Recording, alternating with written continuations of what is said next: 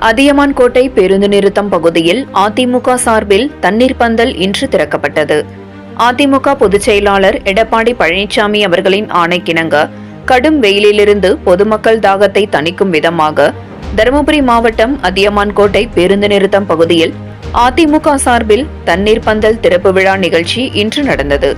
இந்த நிகழ்ச்சிக்கு முன்னாள் மாவட்ட செயலாளர் பூக்கடை முனுசாமி தலைமை தாங்கினார். நல்லமல்லி கிழக்கு ஒன்றிய செயலாளர் சிவபிரகாசம் முன்னிலை வகித்தார்.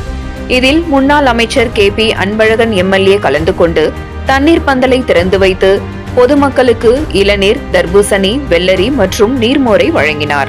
இந்த நிகழ்ச்சியில் MLA கோவிந்தசாமி, முன்னாள் மாவட்ட மத்திய கூட்டுறவு வங்கி தலைவர் SR வெற்றிவேல், நகர செயலாளர் பூக்கடை ரவி, அண்ணா தொழிற்சங்க மாவட்ட செயலாளர் பழனிசாமி, TR அன்பழகன், பொன்னுவேலு, பிரேம்குமார், கூட்டுறவு வங்கி முன்னாள் தலைவர்கள் அங்குராஜ், அருவி, தர்மலிங்கம் உள்ளிட்ட கட்சி நிர்வாகிகள், தொண்டர்கள், பொதுமக்கள் கலந்து கொண்டனர்.